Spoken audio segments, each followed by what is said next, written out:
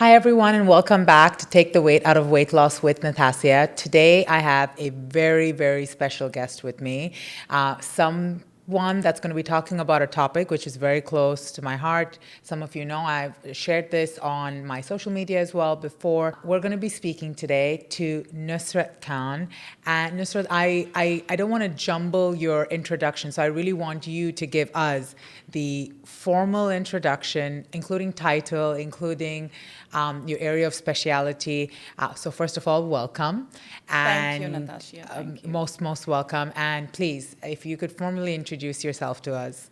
Right. Thank you for this invite. I'm really honored to be here with you Pleasure. and for the amazing work that you're doing. Thank I really appreciate it. I think the community needs this work that you are actually doing. So, for all of you, I am Nusrat Khan, and I'm a clinical psychologist, a licensed clinical psychologist. And right now, I'm practicing with Human Relation Institute and clinics in Dubai. Lovely. At the same time, since last almost 15 years, I'm also a founder of an organization called Cactus Foundation, which is a nonprofit that I run in India. And one more thing that I want to add to my title is I'm a survivor of child sexual abuse.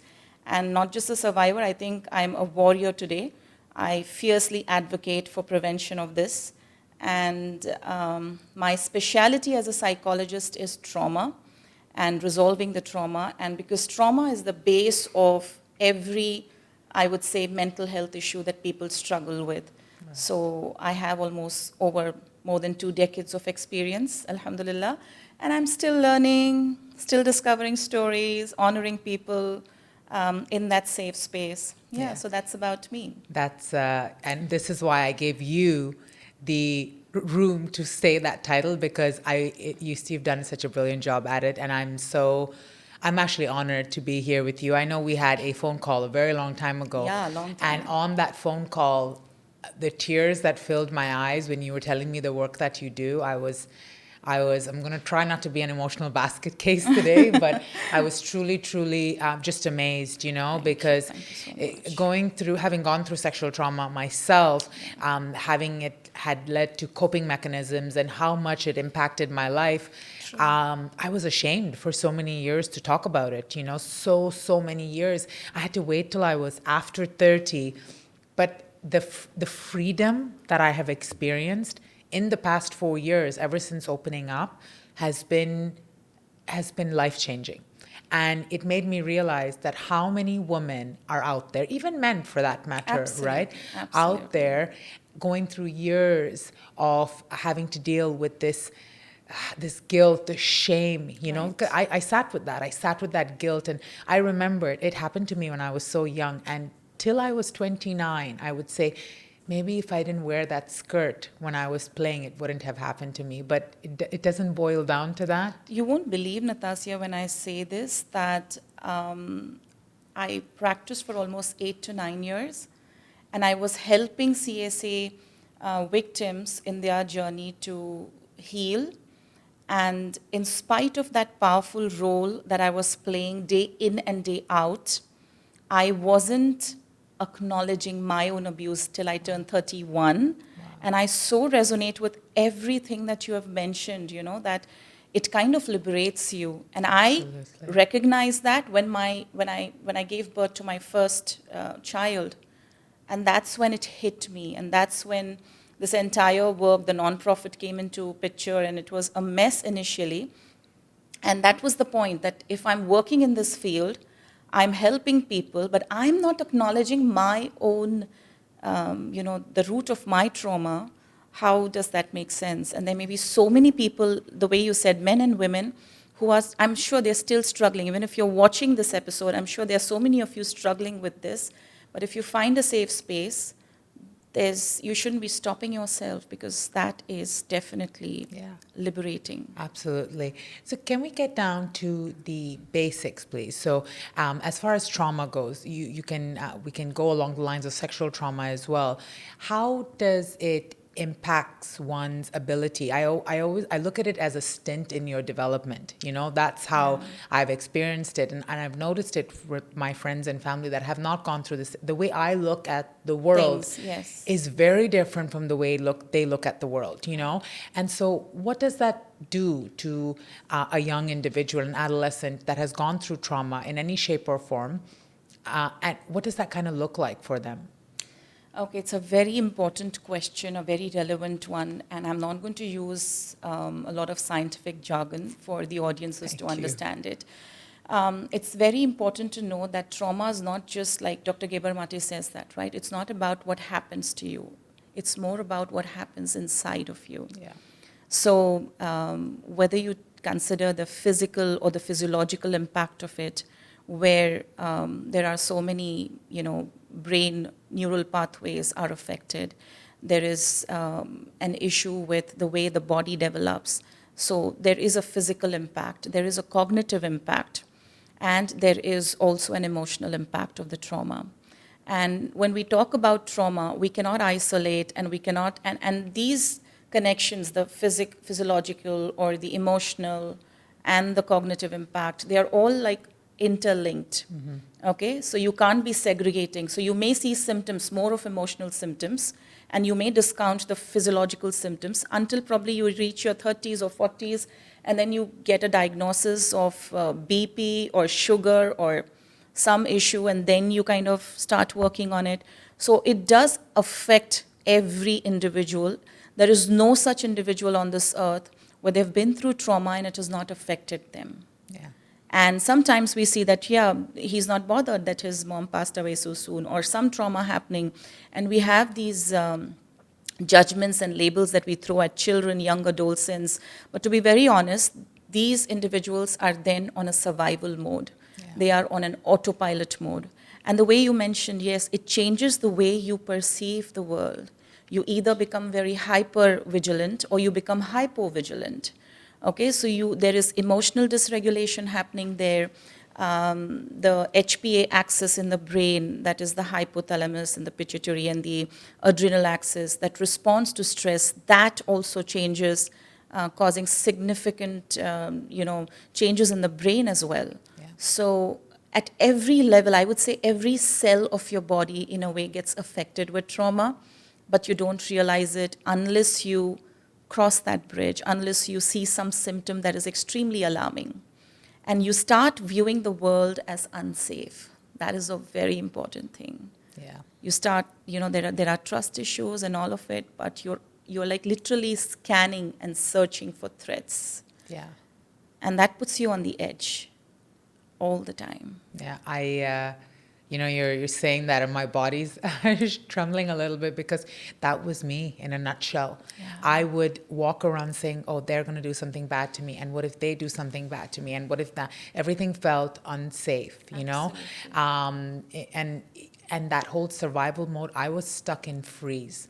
Yeah. There were times I knew what I had to do. I knew what my list was, but I couldn't move. Yes, I was just stuck. And for years, I was labeled as lazy. My mom would say, you're so lazy, yes, Natasya, but she never knew what happened, right? I thought I was lazy because that was the label. And I would beat myself up thinking, my God, I know what I need to do, but I cannot. Yeah, you feel paralyzed. Absolutely. That's the exact word. Yeah. And then now I want to see that link to coping mechanisms, and what's your take on all of that? Because I do see a huge connection there. I see it with myself, I see it with clients, yeah, that need, that want. And based on your expertise and experience, what would you say is that connection, and why do people become so reliant on it over the years?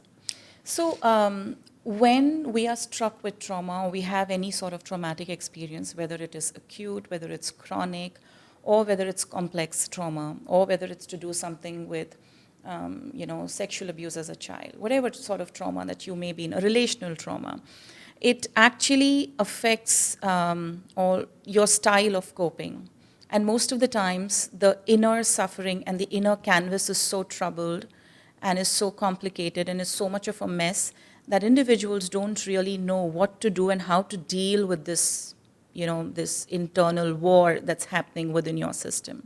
Yeah. So some of them dissociate. That's one of the coping mechanisms, and it helps. And for most of the times, when you're growing up, you will use certain coping mechanism. Example, like some of my clients have parents who have been, in the name of discipline, have been hitting their children up until the age of 20.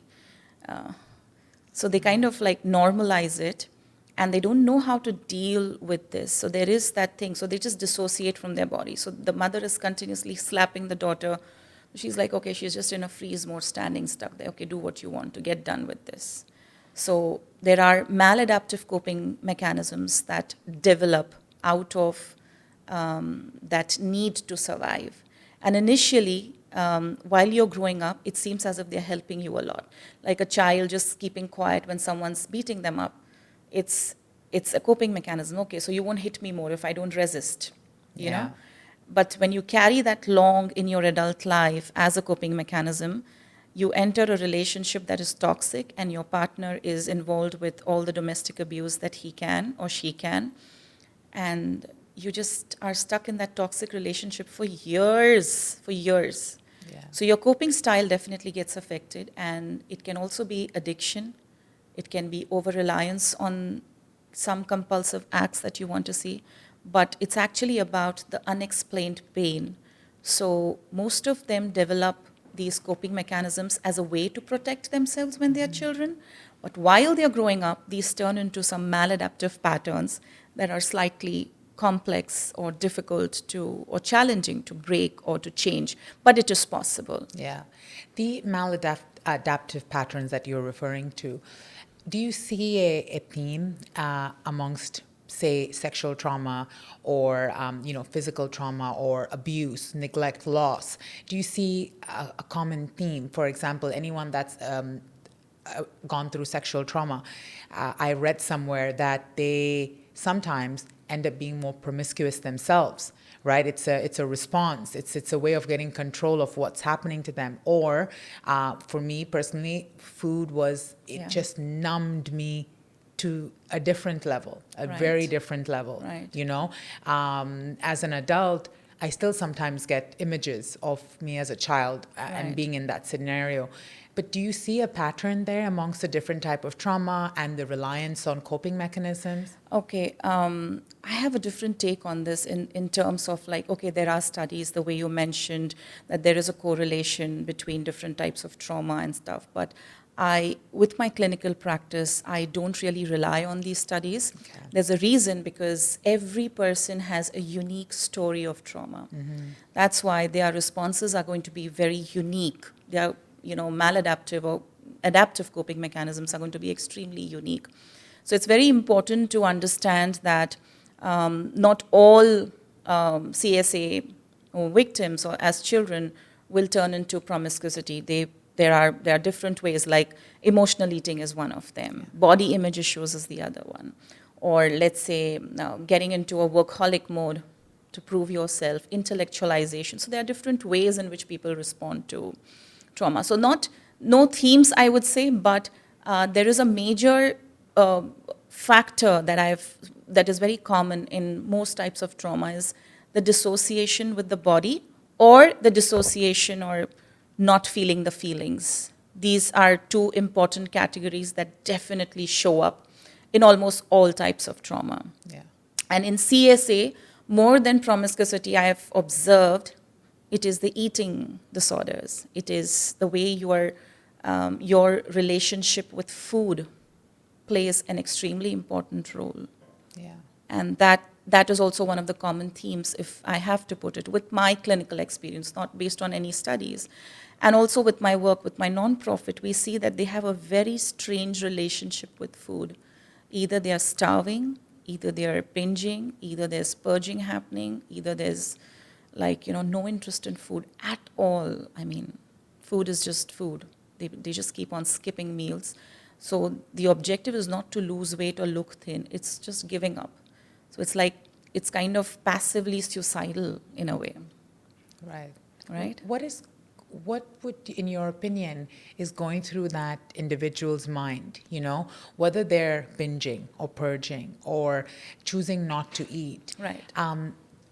What is playing there? Is it absolute numbness for what's happened to me, or is it a sense of control? What is it that individual? It is, Natasya, it's a very good question. The way I mentioned, it is very subjective, okay? There definitely is that sense of powerlessness, the sense of helplessness, the guilt, the shame, the anger, the resentment. And this is irrespective of any trauma that you take. But when you're talking about eating issues particularly, there is this need to, sometimes for some people, I want to just dissociate with my body. So I want to numb myself with eating and binging and, doing all of that. For some other people, it is like, I want to have control on my body, so I won't eat. I'm going to starve, and I'm going to punish my body because it was involved in something that it shouldn't have. Because when trauma happens, any sort of trauma, kids generally turn to internalize it. And they start thinking that it is my fault. And it all begins there. It is my fault. Why didn't I say no?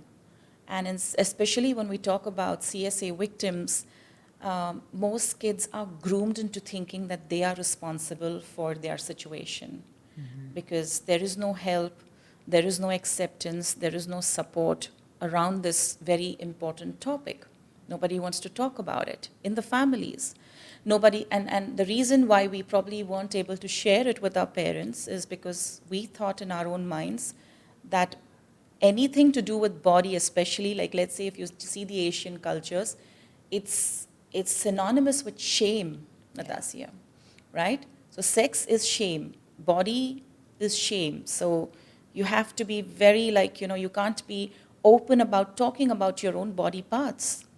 So all these factors kind of shape you, and through that trauma, again, they kind of put you into that zone where you want to, it's all about your relationship, your connect and your disconnect with your own body. Yeah. And how you want to navigate that. So some people will binge eat because that's how they think. I had one client who would binge eat in the hope that she would die with binge eating. She was obese, 100 plus, and it was such a, I would say a very painful story that I had the honor to work with her. Mashallah, she's doing fine, alhamdulillah. That's amazing. But unless and until you don't address the root of your trauma, this complicated relationship, whether it's food, whether it's substance abuse, whether it's emotional dysregulation in general, whether it's your own self-esteem, is always going to be troubled. Yeah. I mean, that you hit the nail right on the head with the shame aspect. I see that for myself. I see that for clients. And I still remember my mother's words to today when I went and I told her. I actually didn't even tell her. I went on social media. I was that bold about it. And I said, you know what, if I'm going to do it, I'm just going to rip the bandage off. And my mother reached out to me and she said, you really shouldn't have done that, Natasya. That was not good. And she said, don't worry, I won't tell your father. And I was so broken. I was so broken because I said, people that I had not known my entire life said, I'm here, I support you, this happened to me. And your own family, right? I'm of Indian heritage, so it was very shameful that I had done something of that sort. Very shameful of, I'm not going to tell your father. Having gone through therapy myself now, my therapist told me, Natasya, you should probably get comfortable with the idea that maybe your mom also could have been a victim of trauma, and that's the way she knew how to handle it the best, possibly. But for me at that moment, that's not what I wanted to hear. And hearing you speak and, the women that you work with, how many of them are in that exact same position, the shame, the guilt, and then when we connect it to binge eating, it's the shame and the guilt after food that comes along, and it's crazy to think. It's honestly crazy to think that that's what people will put themselves through. Very true. Very true. And when you talk about this shame and guilt, I would say it is induced through this cultural pressure, the resistance of the adults around the child, or not accepting. Of course, I do understand there was a generation which probably didn't know how to talk about it or what to do and whatever. But I think this is one basic. When it is CSA, it's always someone close to the child who is involved, right? And the reputation of the family is prioritized. The suffering of the child is like just not there in the priority list. Yeah. And that leads to this snowballing effect of, the child struggling alone, doesn't know what to do, whom to reach out to.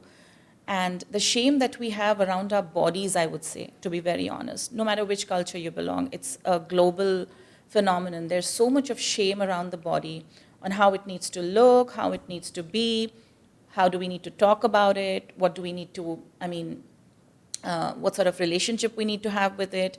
There's so many influences. And this basic, I would say, dialogue or conversation around our body needs to be normalized. Yeah. If we want to normalize this experience and say, and especially the victim blaming, that's one of the most disastrous thing that happens to trauma kids, where you are so much shaming the person who has gone through an experience rather than shaming the perpetrator.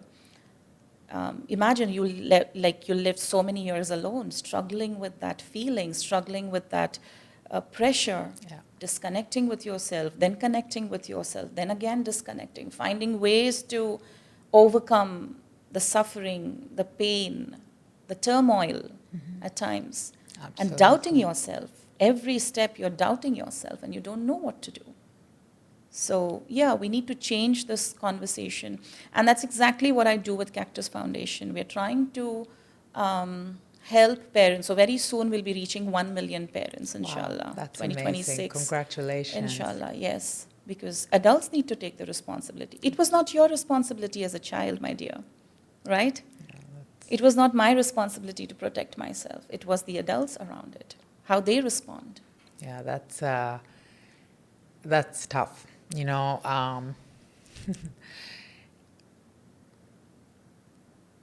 your time. That's tough. I see that. I see you and I hear you.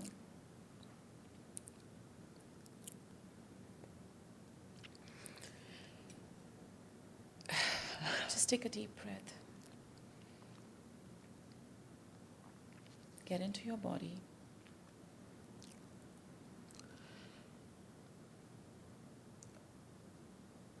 I think if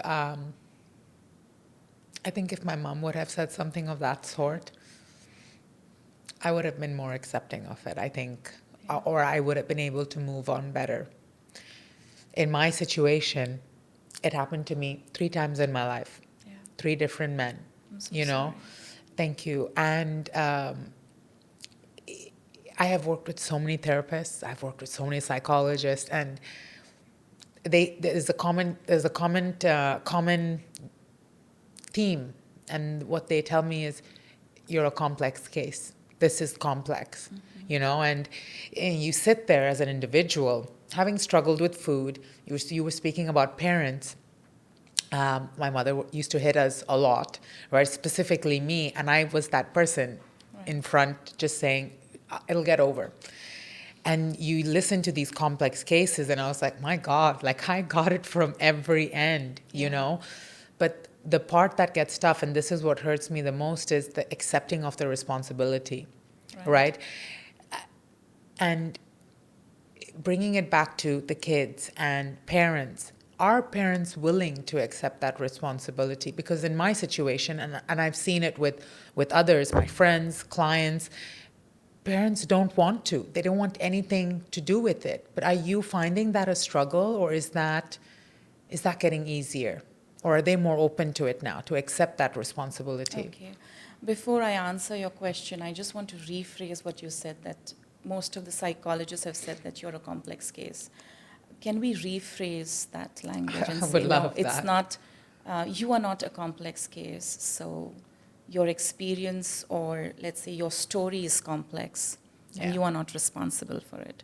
So when you say I'm a complex case, you're kind of putting yourself into that position of, I did something to be there. No, you did not have a choice. Yeah. There was no option. So can we rephrase that saying that, okay, my story has complex trauma, Yeah.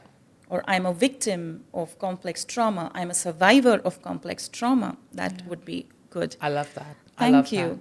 And as far as parents are concerned, there is resistance, definitely. And you won't believe, in India, we work with all layers of the demographics. Like, we have below poverty line, we have the farmers, we have daily wage earners, we have industrialists, we have doctors, we have the most educated lot. You won't believe, the resistance comes from the elite and the most knowledgeable people in the industry, and not from this section of the crowd that you think belong to the below poverty line or are less educated, don't have access to resources. Wow. And when I talk about this internationally in different conferences and stuff, or when I have these discussions with my colleagues as well, they are very shocked, because this is something you wouldn't expect. You're educated, but you are still resistant about the idea. I have, you can say, in our organization, I have a story where a daughter, the child, 15 years old, was sexually abused by different set of, I will not name the profession, very educated elite people. And the mother's trying to normalize, saying, this happens in party, he was just drunk. So that is a very shocking thing. So for me, I need to work on this elite and the so-called educated class who don't have the courage to open up. Of course, young parents, I would say, are very open to this thought, and they want to do something about it. And especially parents who have been through that experience themselves, when they get that sort of guidance, when they get this sort of, you can say, hand-holding from our work, they definitely do well. Yeah. But there is resistance, no doubt about it. There is a cultural resistance, there is a family resistance, there is a resistance because you know that it exists, but you don't want to address it because it's too difficult. I don't want to look at it because it's too dirty. You know what I mean? Yeah. That just shove it under the Absolutely. carpet. So there are so many homes that have this lumpy carpets full with stories of one abuser abusing generation after generation when it comes to the kids in the family. Yeah. It's, I always say it's like a Pandora's box. The moment you open Yes, it, absolutely. it just keeps flowing and flowing and flowing up. But, I love what you said there. I'm a survivor of complex trauma.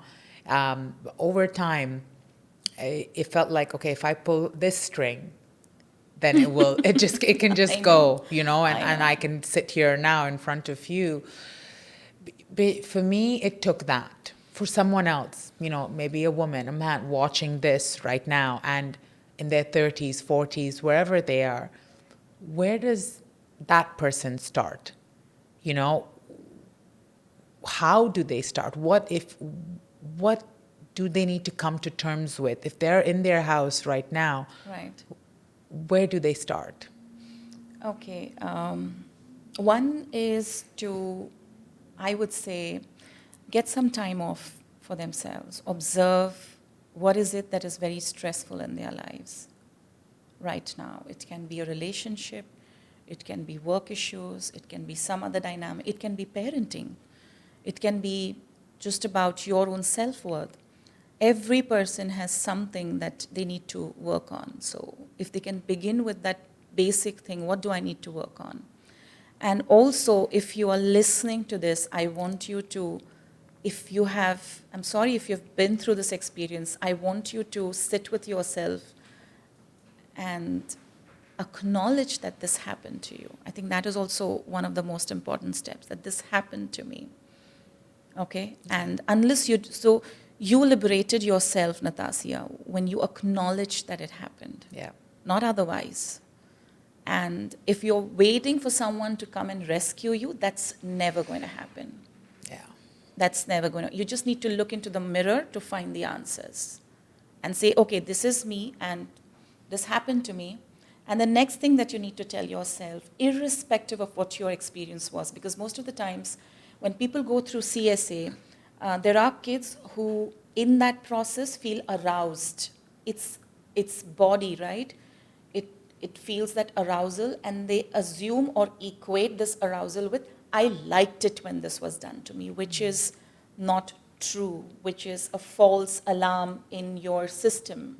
Because that's what they say, right? If you were aroused, it means there was consent involved.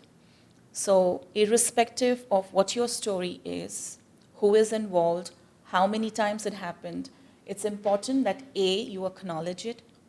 Second, you tell yourself loudly, shout it out in the mirror, hold yourself and just say, it was not my fault. I was just a child. So it was not, even if I was 17, I was a child. So the responsibility is on the other person, right? So you acknowledge it, you say that it's not your fault, and then you can sit down and make a list of things. How has it affected you? In what aspects? How has your view of the world changed? How do you view relationships? How do you view your parenting style? Do you think, did you emotionally numb yourself? What was the coping mechanism that you chose? Did you just like repress that memory, suppress that emotion of discomfort?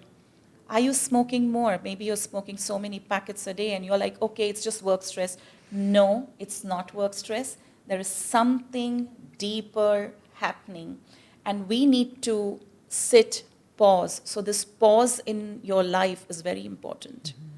And once you have a list, you also need to have a mental health budget, is how I say.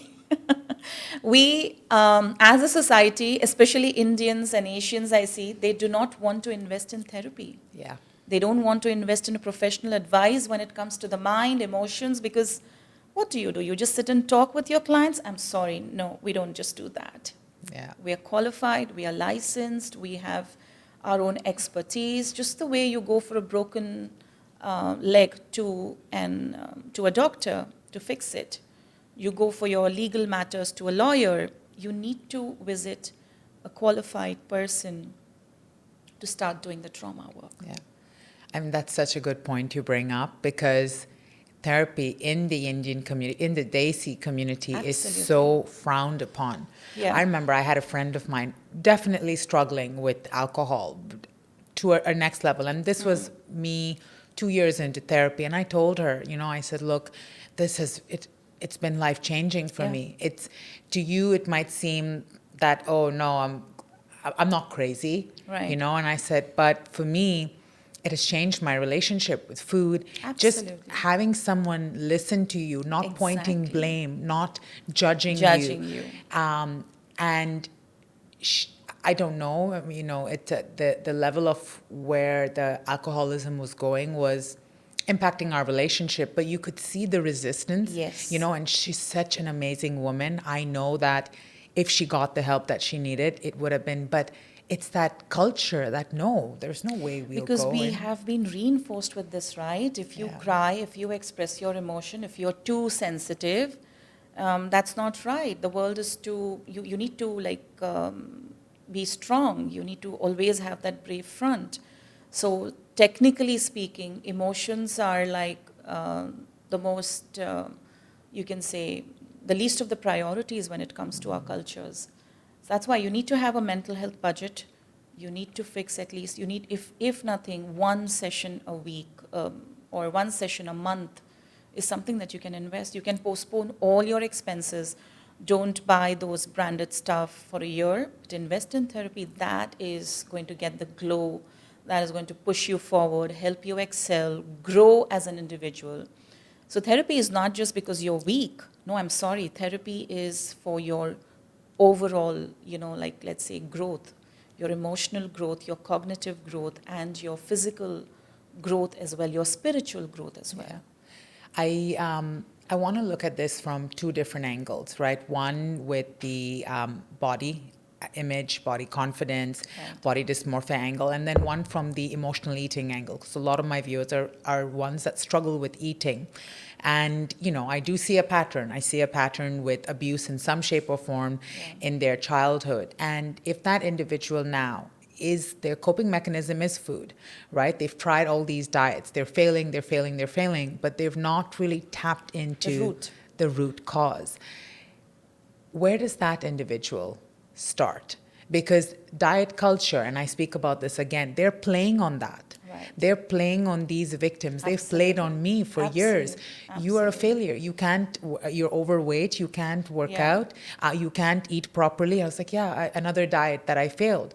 But my root cause was my abuse that led me to food, and I really want to shout this from the mountains that you are not a failure just because you failed these diets.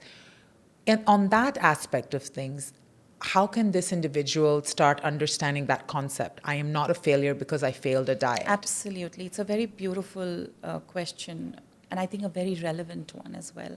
Because most of the times when you struggle with food, when you struggle with your body image, you are only focusing on the body in the physical sense, to be very honest, and you're only focusing on the root as, that food is my problem.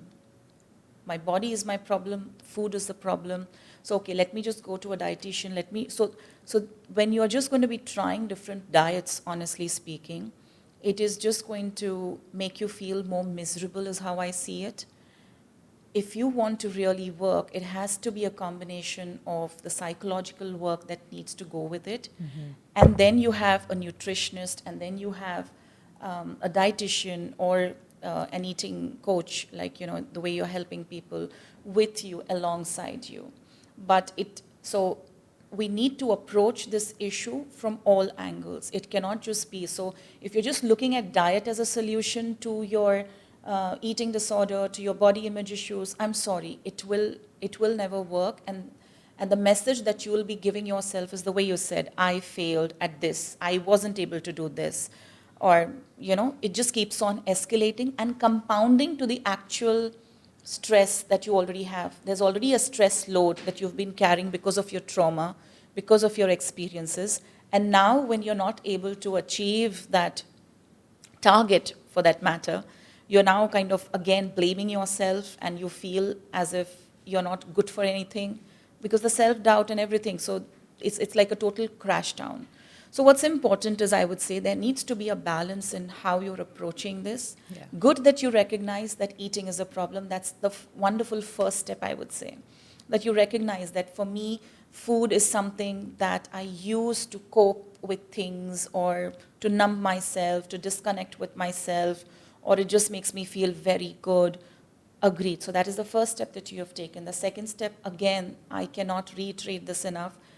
Your mental health is very important, because cortisol as a hormone is also responsible for the stress belly that you see, for the weight that you're trying every diet. And I have so many clients who follow it to the T, they're just doing everything in the book, by the book, they're eating those many grams, and still the weight is stuck, still they're not able to see the transformation in the body.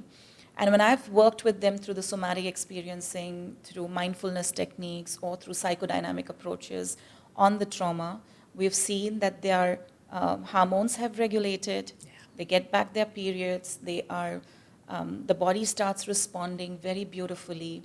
And you literally see the correlation between how you need to manage your stress and the roots of the problem, that is the trauma work, alongside, I'm not saying no, alongside, you definitely need an expert with food to help you with how your body is going to respond. So you can't not meet your body and say, okay, this is what I'm going to do for my body. So the therapy space actually allows you to get inside your body. And the way I see it is, we have 3 different bodies. We have an emotional body, we have a physical body, and we have a psychological body. And it's my duty as an individual to kind of make sure that all these 3 homes are well maintained, aesthetically there. I'm spending almost an equal amount of time everywhere and making this work. So when trauma happens, with emotional eating also, we are just here. So now, if right now, even when I'm speaking, I ask you, can you just take a deep breath? Can you feel the ground? You just dropped into your body right now. Otherwise, both of us were just talking from here. And when you are having that complex relationship with food and body, you are just here. So it's not going to work down. Yeah. It's very important to, yes, you said, we need the trauma work as the base, and we need what you call as a nutritionist, a dietitian, a coach like you, who's expert in dealing with these scenarios to guide you through, Yeah. to place you on that track. Absolutely. I always say coaching and therapy go hand in hand. Absolutely. You know, one doesn't replace the other. Absolutely. I provide, you know, the emotional support that they need, the safe space to open up, their relatability on what you've been through, and the mindset that you can get there. You know, it's a long journey. Yes. Sometimes you can and you keep going, but touching those deeper rooted issues, right? Trauma, sexual trauma, physical abuse, mental abuse, loss of a parent. Right. This is something that needs to get explored. Absolutely. And, you know, people will, you can see the resistance. You can see they don't want to go there. They don't want to touch it. And because it's uncomfortable. Exactly. Exactly. I tell my clients, so when you come for therapy with a psychologist, it's like we're going to have, especially the trauma work, is more like, you know, we're trying to have a surgery without anesthesia, because you are feeling, you're supposed to experience that discomfort for you to kind of do something about it and find ways to deal with it, give it a closure, move forward. Yeah. So it's uncomfortable, but I salute all my clients in the last 2 decades who have this courage of meeting a psychologist, meeting me, coming in and out. It requires a lot of courage to get into therapy. Yeah, absolutely. You can say that again. You know, I remember having one therapy session, and it was so intense. It drained me. I had to sleep for like 3 hours after I was done. And I remember telling the lady, I said, if I knew what I was walking into today, I don't know if I would have come in. Yes. I don't know. But, you know, she said, Nadasya, you were ready today. We've had 10 sessions before. You were not ready. Exactly. You did not wish to open up to that level. She's like, today you were ready. Right. And she's like, no wonder you're tired. Your body's tired from years. Right. You know, so I think the example that you gave, this like surgery without anesthesia, it's exactly what it is. Right. And when you are tired, it's not, so most clients, you know, when they have an intense session, they're like, Nusrat, I was feeling like, you know, I just wanted to sleep. I never sleep. I'm always on time. I wanted to rest, and I don't know this. I've never got this feeling. And I'm like, excuse me. So therapy, real therapy happens when you have a session with your therapist, you walk out of that door, and again, when you enter the door for the next session, that gap, that window outside. So the processing, the brain is still processing the experiences that you have shared. It's trying to make sense of it. And that's why that exhaustion. Yeah. And it's communicating, right? Like with this client of mine that, oh my God, you are such a workaholic that you don't even want to rest for a while. And I also blame the normalization of the hustle culture. Oh, my day is packed. I don't have time and I cannot do this, or I don't want to take my time off. So I think we need to really get off that, our list, the hustling. I don't believe in that. Yeah. I have caused a lot of harm to my body, because until I did not recognize my own story of abuse until 31, I was only up here doing, just working like crazy, and like, I don't know what it was. And it caused, like, I went through 7 surgeries almost. Wow. And I realized that's because I didn't pay attention to my body at all. Yeah. And especially with CSA cases or trauma cases where people, sometimes, I would never eat. I ate lesser than what my friends would eat. And then, when you go into these gatherings and stuff, people are like, oh, I know you love to eat. Because just they look at your size, they look at your body, and they make such comments. And you're like, I don't eat. I barely eat, but I'm still puffing up. Why? Because of the stress hormone. And it took me a while to get back into that mode of probably taking care of my body, checking in with my body. Yeah. How many of us just step out of the bathroom after we have a bath? How are you doing today? Hey, body, how are you doing today? We don't do that. Yeah. Right?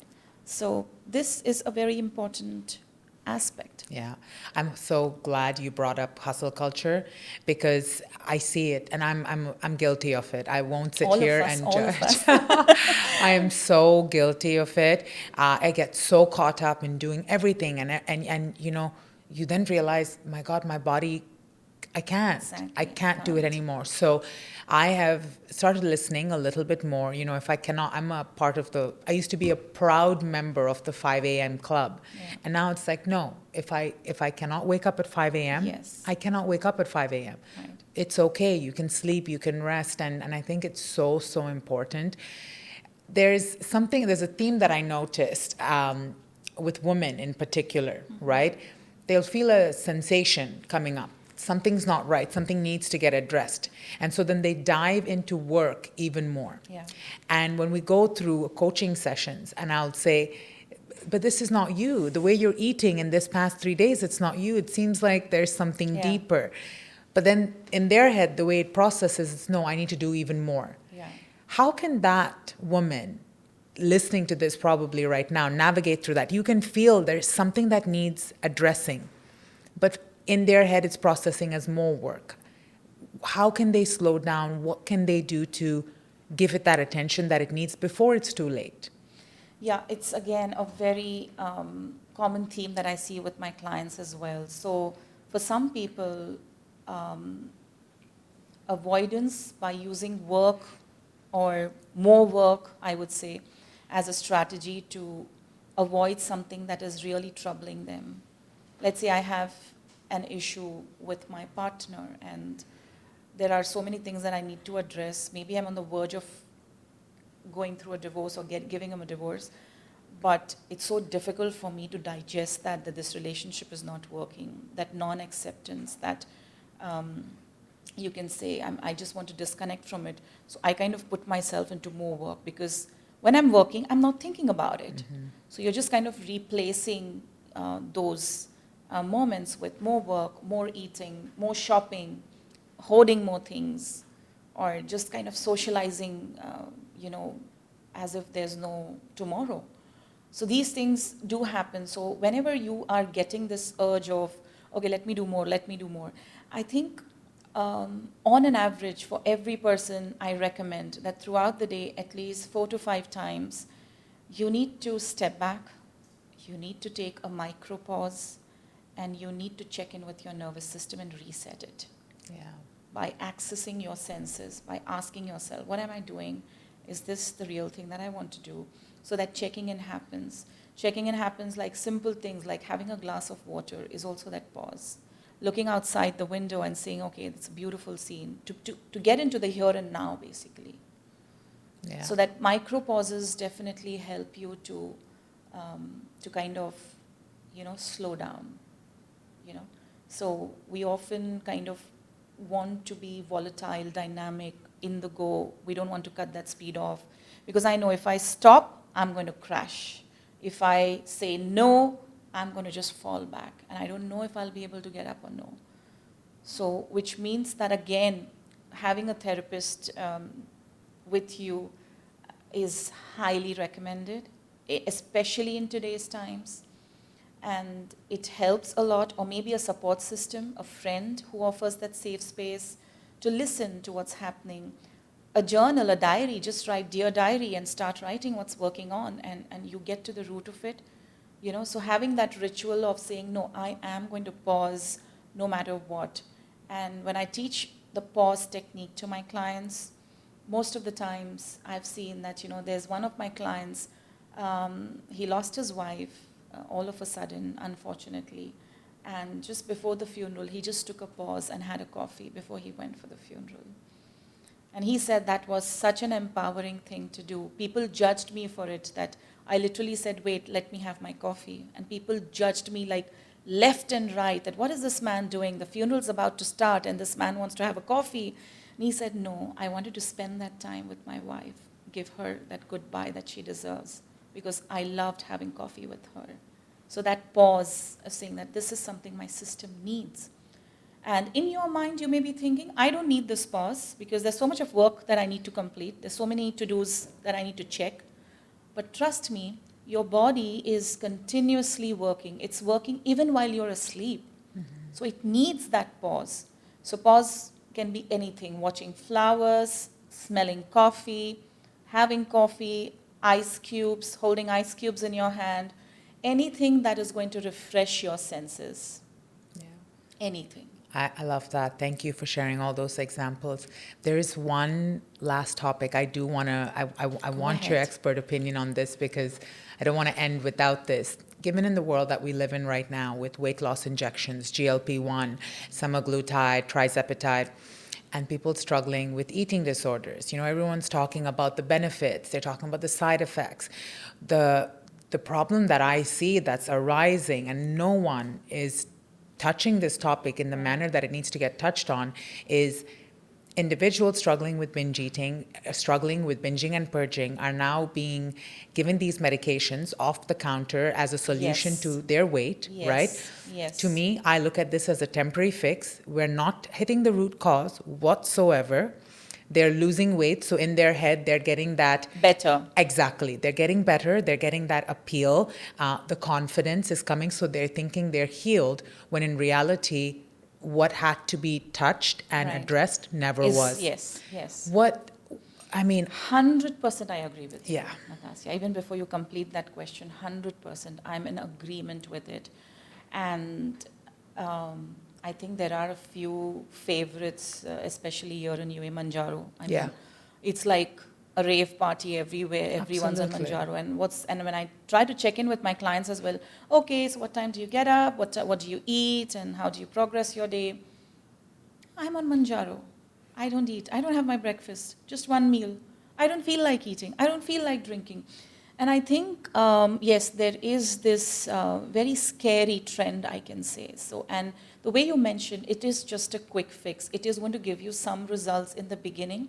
Then it's going to plateau down. Again, so just like you mentioned in our previous question, right, that I am a failure because I tried this doesn't work on me.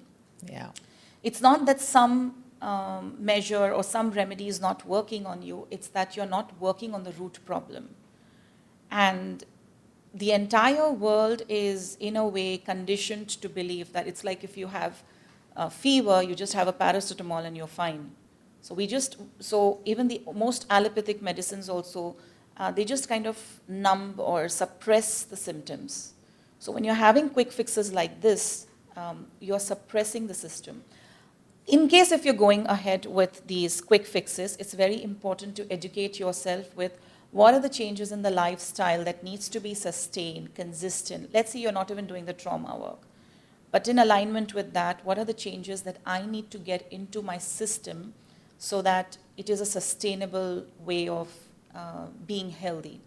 And I look at my perception of weight loss is very different. I perceive weight loss or body image or these food struggles with, I want to do something that is sustainable. Mm-hmm. I don't want to do something that is, okay, I do it for a month to get the results, and then again I'm like, oh, what do I do now? So I want something that is very sustainable. So portion control is sustainable. Having proteins and having a balanced meal is sustainable. Mindful eating is sustainable. Cooking your own meals and eating is sustainable. Movement is sustainable. Exercise is sustainable. And so even if so this thing will just help you to probably get on track, but what's going to sustain is your discipline. And for me, discipline is self-love. Am I loving myself? Yeah. Self-care. So that connection is very important. And the way you mentioned, yes, I have so many faces just like crossing my mind right now on how they are literally, I would say, there is this, in a way, this abuse of these techniques, drugs, injections. And then again, you have a sense of failure. But again, address the root cause, address what it is, and lifestyle changes they need to be sustainable. Absolutely. So if I start running a marathon now and I'm like, okay, I need to run to lose my weight, what happens to my knees? No, I need to have something that is sustainable. Overall, yeah, I agree. And again, thank you for sharing those examples. And thank you for being on here today and just being so insightful. I knew I was going to get emotional on this one. I tried to be as strong, as courageous I can be. You are strong. But come on, you need to tell your FNF members that, right? If you weep, that's a sign of strength as well. Absolutely. It's not a sign of weakness at all. And thank you for I feel like we're gonna have to do another episode. I can feel that. I can feel that happening. There's so many questions that are brewing that I feel like we've just touched the surface. Right. But I can't thank you enough again. And if you just want to share with everyone, if they want to work with you, get guidance, support, where can they reach you? Right. Very important thing. So I want to make 2 different announcements. Very soon, I will be launching my own parenting community. The whole idea of this parenting community and my programs is that the trauma. Because every client that I get, there is some issue with the parenting, some gaps in the parenting that need to be addressed, and I don't think so we are talking enough about it. So I decided that if I want to work with the community, I want to build a community of parents who will be trauma-informed while raising their kids so that the damage and the wounds that you and I have been through, not just sexual abuse, there's so many forms of neglect, emotional, physical, the pressure, all of that, if we can help our next generation with it, that'll be great. So on my page, Ask Rahat, we'll be getting the details.